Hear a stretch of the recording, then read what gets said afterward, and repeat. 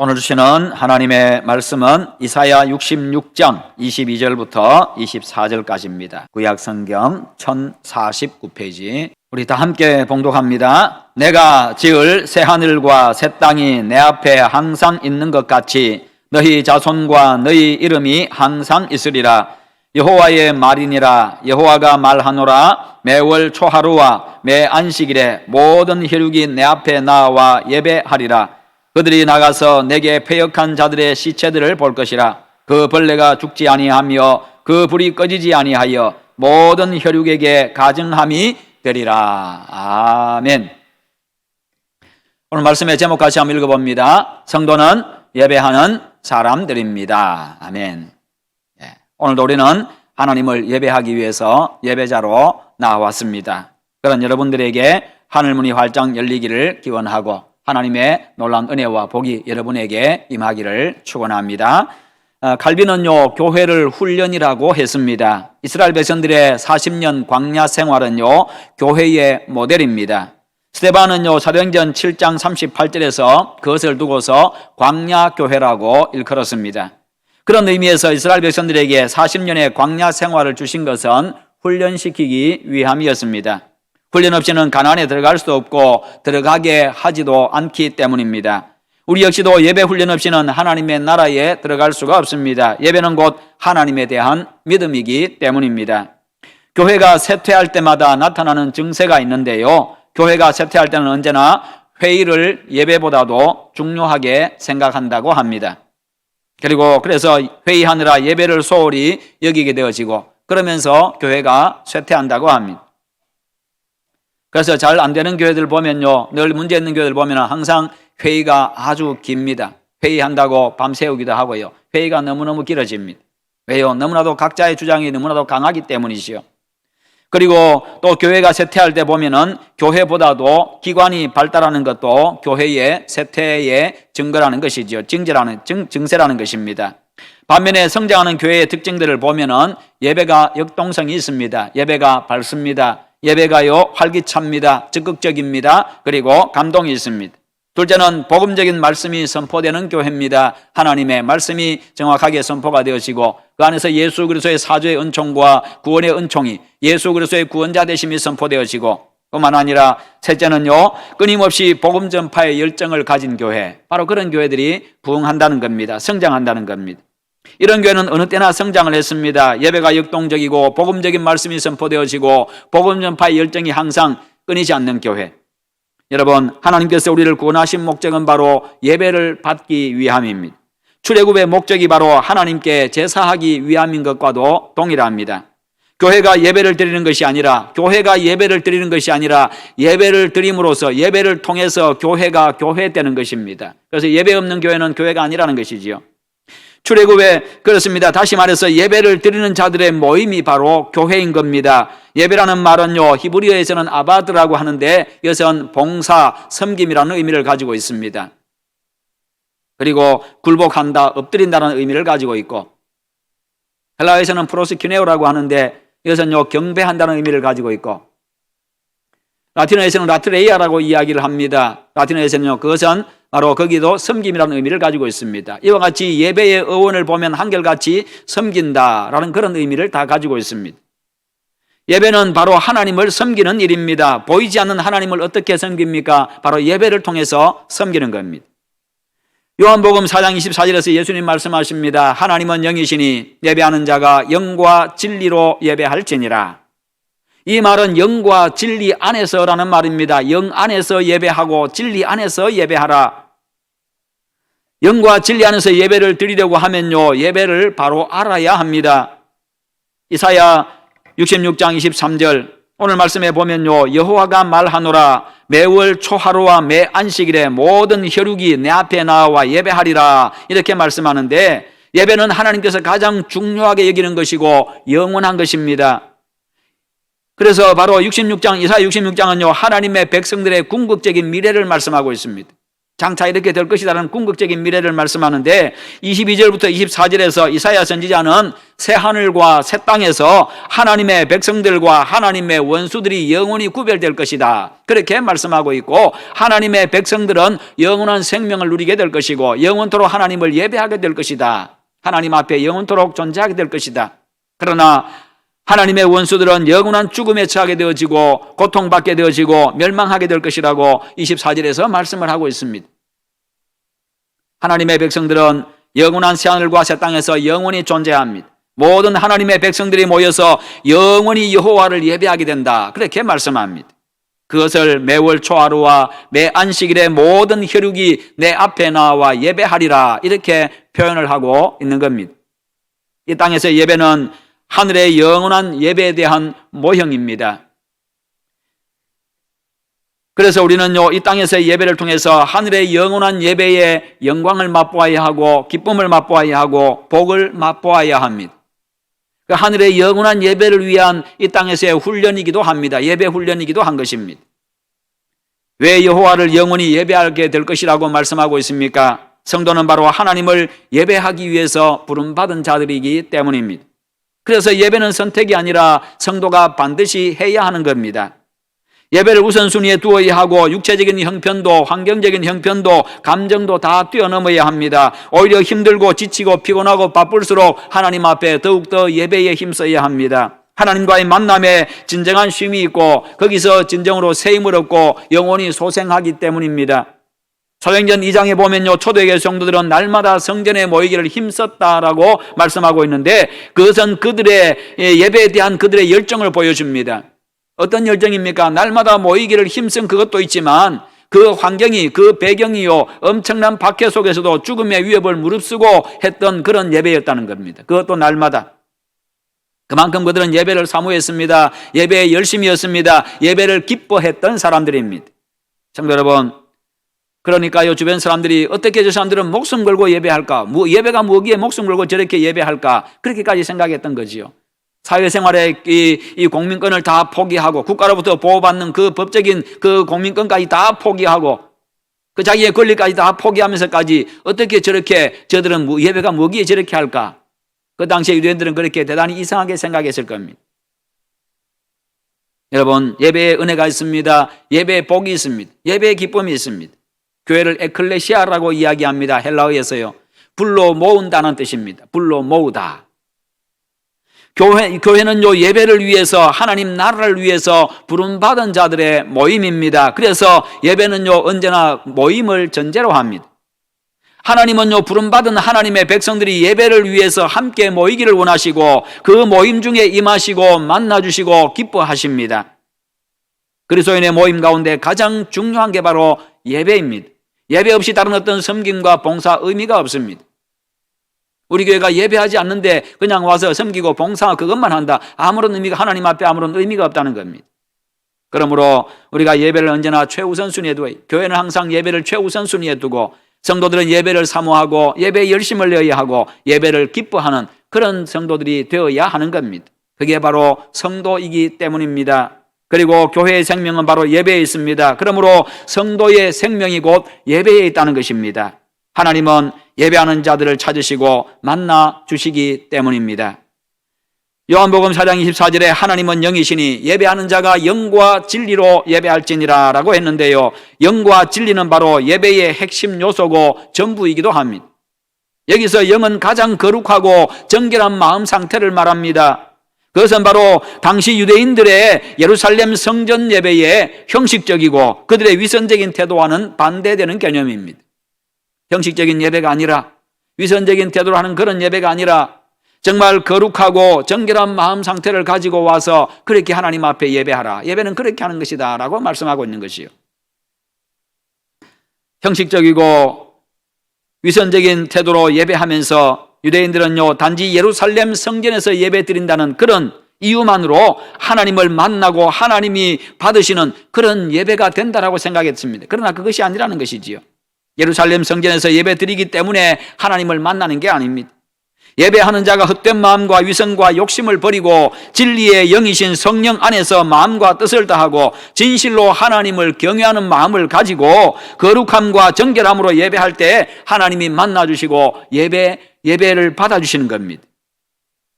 그리고 예배는 우리의 영으로 드려야 합니다. 하나님은 영이시기 때문에 우리의 육체만으로는 하나님을 만날 수가 없습니다. 교제할 수가 없습니다. 예배를 통해서 하나님과 내 영의 만남이 있어야 합니다. 그게 바로 예배라는 겁니다. 우리에게 영혼이 있기 때문이지요. 그래서 우리의 마음을 다하고 정성을 다하고 우리의 모든 것 다해서 집중해서 여호와 하나님을 예배하고 만나야 되는 것이요. 그럴 때 하나님을 기쁘시게 하고 내 영혼이 소성합니다. 상한 마음과 정신이 치유가 됩니다. 육체도 회복이 되어집니다. 또한 회개를 통해서 사죄의 은총을 받아서 자유와 평안을 누려야 합니다. 내 영이 하나님과 교통하는 살아있는 예배, 나의 전인격을 드리면서 생생하게 하나님을 체험하고 회복되는 그런 감동의 예배자가 다 되시기를 축원합니다. 그리고 예배는 진리로 드려야 합니다. 진리가 무엇입니까? 하나님 자신입니다. 예수 그리스도입니다. 하나님의 말씀입니다. 그러니까요, 예배의 중심이 하나님 여호와 하나님이 되어야 하고 예배의 중심이 예수 그리스도가 되어야 하고 하나님의 말씀이 되어야 한다, 그 말씀이지요.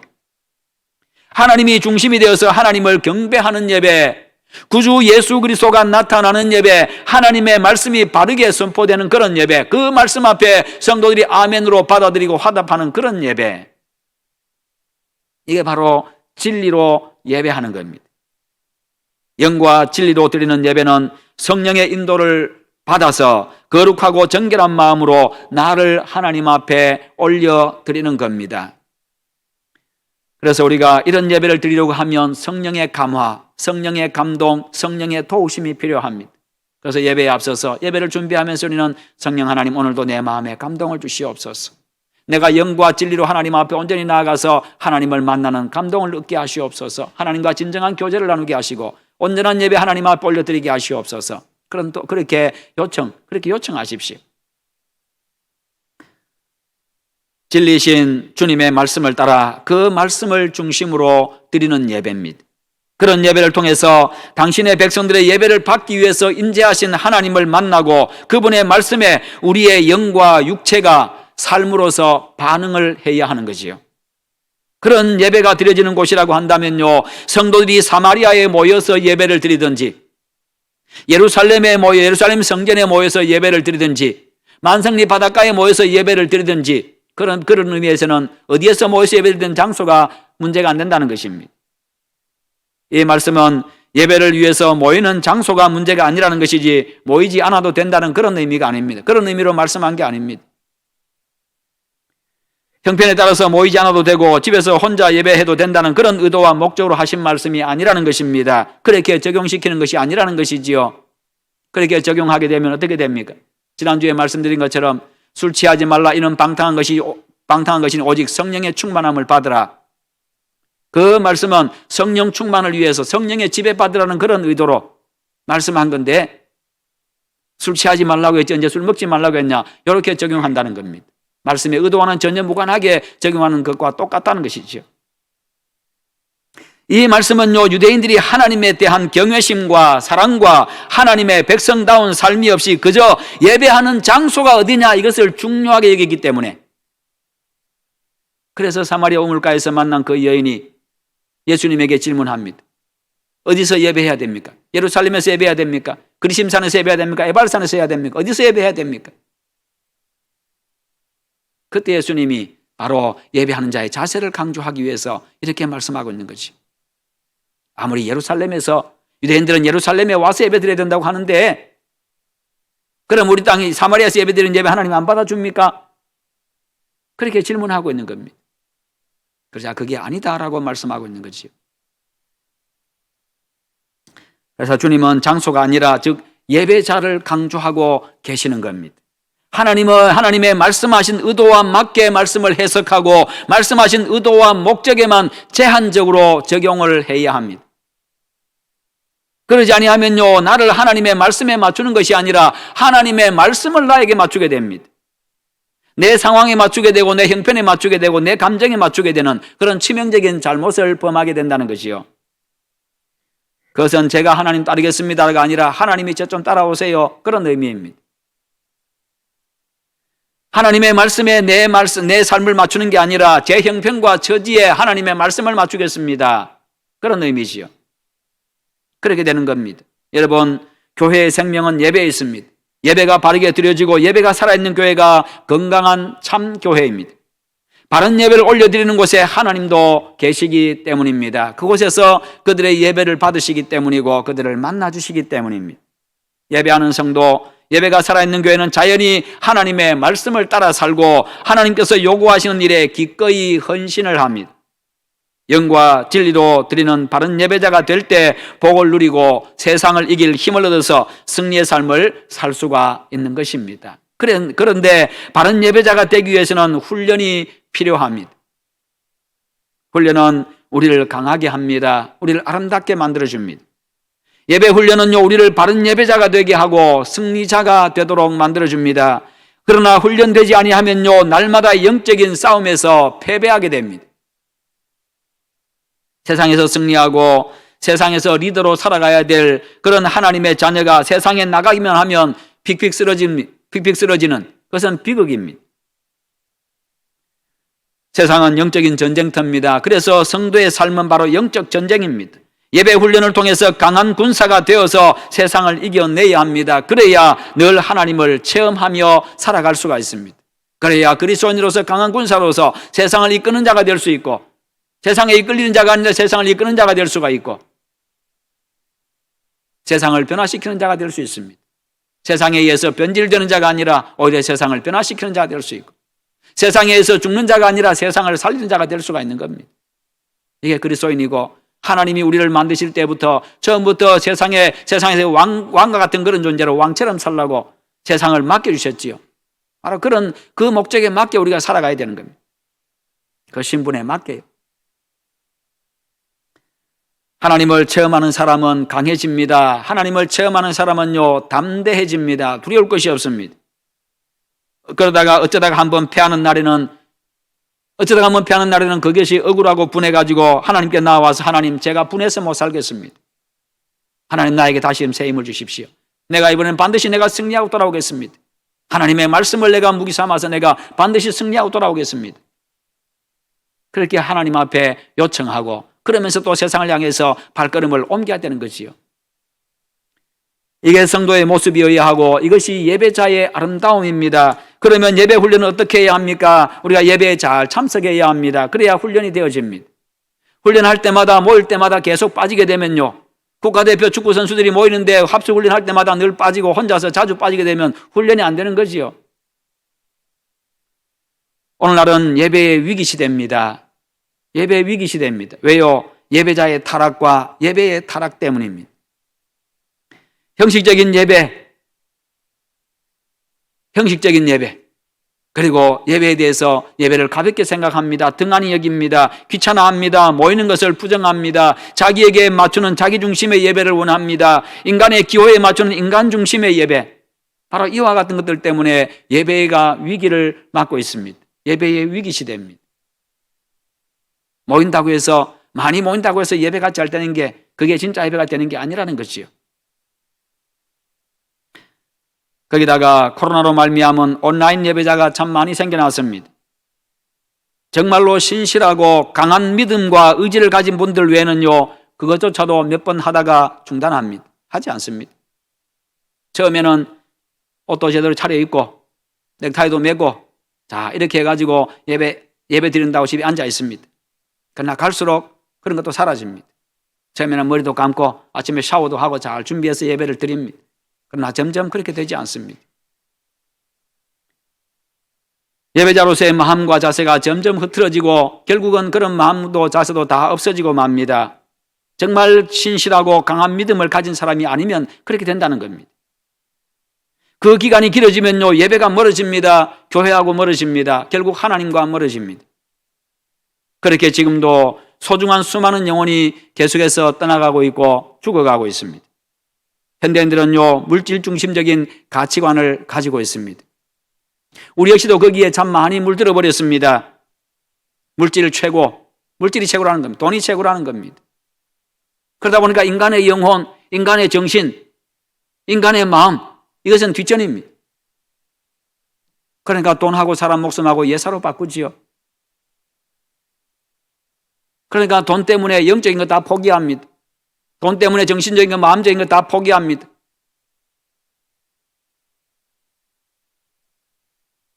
로또 당첨되고 나니까요, 그냥 바로 이혼해버리고 다 도망가버리고 그냥 다 흩어져 버립니다.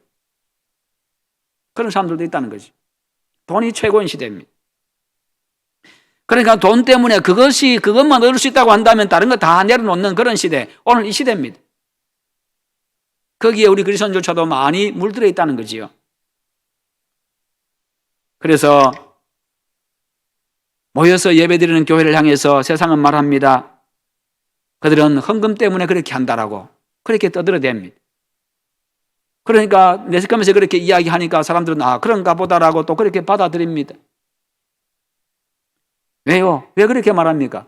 그들의 중심은 항상 물질이 최우선입니다. 자기들이 그렇게 살아가고 있습니다. 그것을 최고로 여기고 생각하고 있습니다. 그러니까 그렇게 생각하고 그렇게 말하는 겁니다. 왜 그렇게 말합니까? 교회의 본질을 모르기 때문입니다. 교회가 뭔지를 모르는 사람들이기 때문에 그렇지요. 물론 그 책임은 우리에게 있습니다. 교회가 뭔지를 그들에게 제대로 보여주지를 못한 거지요. 우리의 삶에서 제대로 보여주지를 못했고, 교회가 그렇게 제대로 보여주지를 못했고, 세상에 뭔가 좀 나누어 주려고 좀 베푸는 것에 대해서 너무 인색해왔고 아까워하고, 그러면서 우리가 그렇게 보여왔던 겁니다. 물론 그것도 현실적으로 중요한 부분이긴 합니다만, 그러나 그것은 교회 안에서는 부차적인 문제입니다. 물질적인 부분은. 교회의 가장 중요한 사명인 영혼을 살리는 것 때문에 우리가 그렇게 또 모이는 겁니다. 예배를 사모하고 은혜를 사모하고 영혼을 소중하게 여기는 거룩한 욕심과 성경적인 올바른 가치관을 가져야 합니다.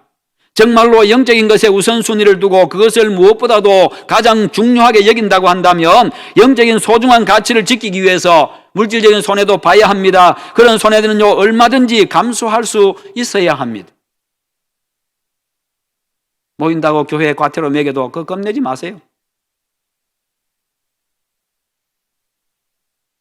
지금까지 교회들이, 지도자들이 영적인 것이 가장 중요하다고, 그것을 위해서는 어떤 희생도 치러야 된다고 수없이 강조하고 가르쳐 왔습니다. 그렇다면 지금 그 외침을 두고 성도들이나 세상 사람들이 헛소리였다고 지금 말하고 있지는 않겠습니까? 다 헛소리네.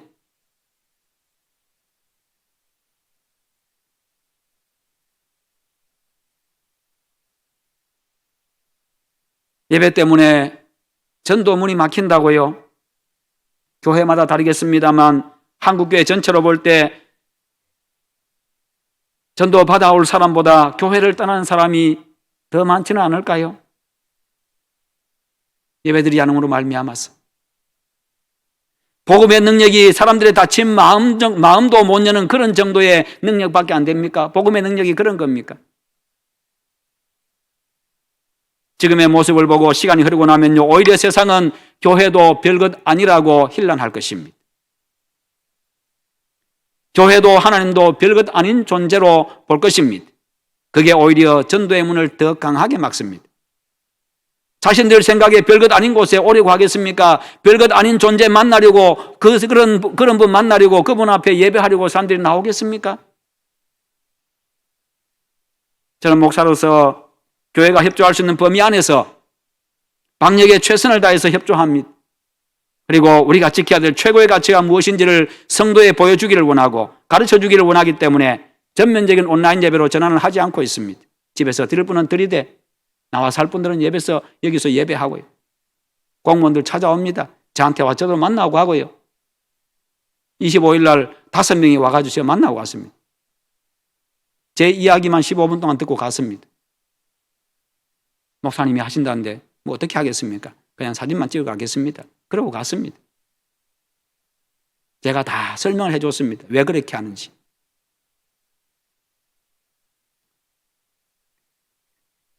여러분, 예배를 사모하는 거룩한 욕심을 가진 신실한 예배자가 되시기를 축원합니다. 둘째는 예배의 모든 순서에 능동적으로 참여를 해야 합니다. 예배의 모든 순서가 함께 참여할 순서들입니다. 찬양하고 기도하고 헌금하고 말씀을 듣고. 예배의 그 어떤 순서도 어떤 순간도 내가 방청객이 되어서는 안 됩니다. 내가 제3자가 되는 시간은 없습니다. 하나님과 나와 지금 서로 반응하는 시간, 말씀하시고 듣고 아멘하고 또 내가 또 하나님께 말씀드리고, 하나님이 내려주시고 우리가 올려드리고, 계속해서 내가 예배의 당사자지 방청객이 되는 시간이 없습니다. 시청자가 되는 시간이 없습니다. 3자가 되는 시간이 없습니다. 그 어떤 순서도 어떤 순간도.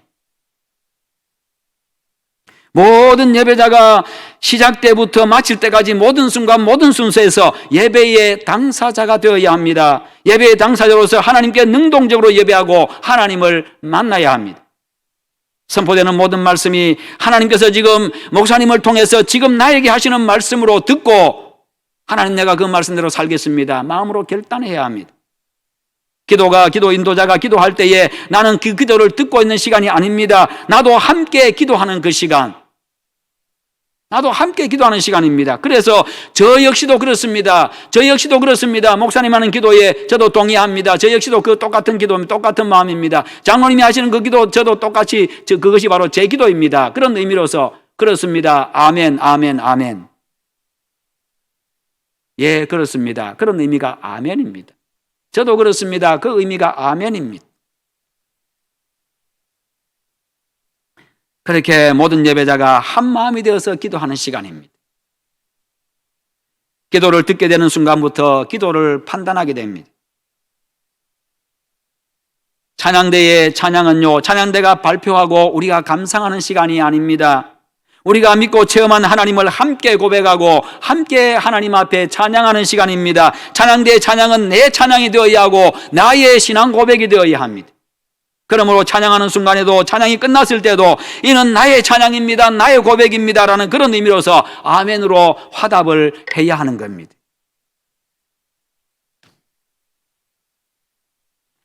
여러분, 그리고 예물을 드리는 시간은 하나님께 돈을 바치는 행위가 아닙니다. 하나님이 돈이 없어서 돈 내라고 하시는 시간이 아니라는 겁니다. 예물은 곧 나 자신입니다. 나를 드리는 행위입니다. 나를 올려드리는데 그 예물을 통해서 하나의 의식적인 부분으로 그렇게 하나님께 드리는 겁니다. 그래서 예물 속에 내 마음과 내 인격과 내 인생을 담아야 되고, 하나님은 창조주이십니다. 나를 구원하신 분이십니다. 하나님이 나의 왕이십니다. 나의 주인이십니다. 모든 것의 주인이십니다. 그런 우리의 신앙 고백이 들어있어야 됩니다. 예물 속에요. 그것을 담아서 드리는 시간입니다.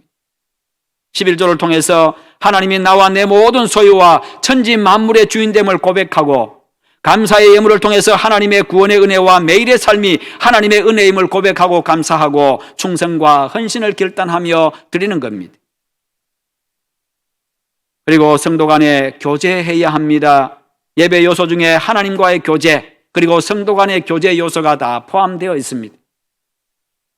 성도는 서로 교제하는 가운데 하나됨과 사랑을 경험합니다. 예배 속에서 하나님과 교제하고, 예배 속에서 성도의 형편을 살피고 알고 서로 축하해주고 축복해주고, 그리고 예배 끝난 후에 또 성도들이 함께 만나서 하나님의 은혜를 함께 나누고 서로의 형편을 살피고 하는 이 모든 것들이 성도의 교제입니다. 그러면서 하나됨을 경험하고 한몸됨을 경험하고 사랑을 경험하고, 성도들 속에서 상대방을 통해서, 나를 통해서 사람들이 예수 그리스도의 마음, 하나님의 마음을 느끼게 되고, 성도 간의 아름다운 사랑의 교제가 풍성해지기를 축원합니다. 그리고 우리의 예배는요, 주일 하루 1시간으로 끝나는 게 아닙니다. 우리의 예배는 일주일 내내 이루어집니다. 하나님의 말씀대로 사는 우리의 삶 자체가 하나님을 만나고 체험하는 삶의 예배이기도 합니다. 우리의 삶 자체가 하나님께 드려야 될 산 제물입니다. 모든 일은 하나님께서 주신 것이기 때문에 하나님께 예배하는 자세로 신실하고 정직하고 거룩한 마음으로 최선을 다해야 합니다. 여러분, 예배는 하나님께서 성도들에게 요구하는 것 중에 가장 우선되는 겁니다. 하나님은 우리를 예배하는 존재로 만들었기 때문입니다. 예배 받기 위해서 구원하셨기 때문입니다.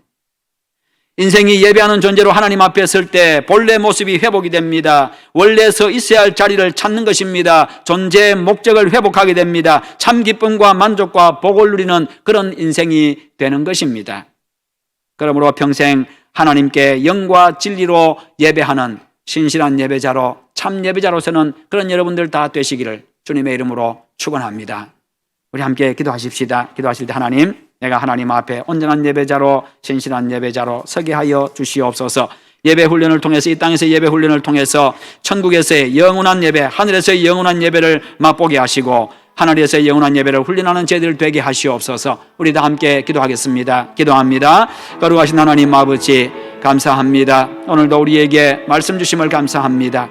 주님의 말씀 의지하고 주님의 말씀 따라 살아가기를 원합니다. 하나님 함께 하시옵소서. 은혜 베풀어 주시옵소서. 아버지 역사하여 주시옵소서. 아버지 하나님이 우리에게 예배하게 하여 주심을 감사합니다. 창조주 하나님, 왕 되신 하나님, 주인 되신 하나님을 우리가 기쁨으로 찬양하며 예배하게 하시고 감사함으로 예배할 수 있도록 함께 하여 주시옵소서. 하나님 앞에 언제나 신실한 예배자로 서게 하시고 참 예배자로 서게 하여 주시옵소서. 그리함으로 말미암아 하늘에서의 영원한 예배의 그 기쁨 과 복을 맛보는 저희들 되게 하시고 예배 훈련이 잘 되어가게 하여 주시기를 원합니다. 예배의 성공자가 됨으로 말미암아서 삶에서의 하나님이여 매일매일이 성공하는 삶, 승리의 삶이 되게 하여 주시옵소서.